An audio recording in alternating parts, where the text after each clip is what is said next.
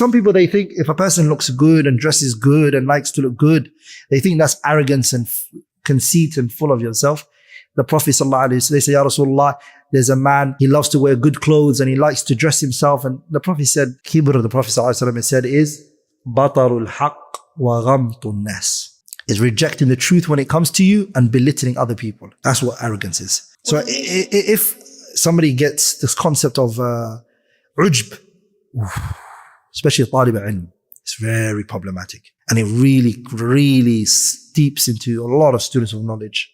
May Allah protect our hearts from it. That you start thinking, me? Do you know me? I've seen, subhanAllah, one of the things that shocked me was some students who get angry with another student because he didn't recognize him. How does he not know me? Ajib. I said, Akhi, does everyone have to know you?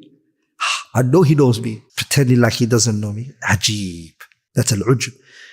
Shaykh Abdul Karim al-Khudayr mentioned a story, subhanAllah. It's worth mentioning here.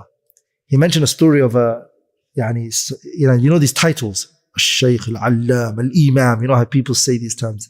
And some people get very offended if you don't call them by their titles. And these Allam, al-Imam. So Shaykh Abdul Karim said there was a situation where a man gave a note to the guy who was introducing him.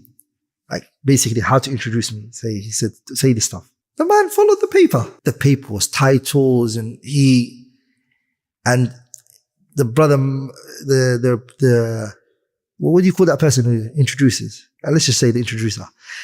He missed out something and he corrected him, he told him.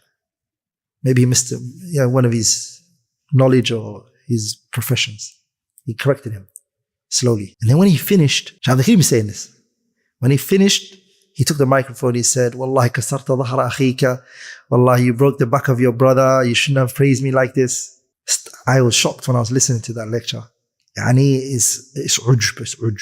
Thinking anything of yourself in terms, but there's another thing that people confuse is that having respect for yourself is not having respect for yourself is different from ujb. Knowing where you should place yourself and where you shouldn't place yourself. Not putting yourself in a position of humiliation is not conceit.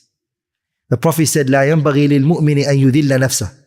قال وكيف يذل نفسه.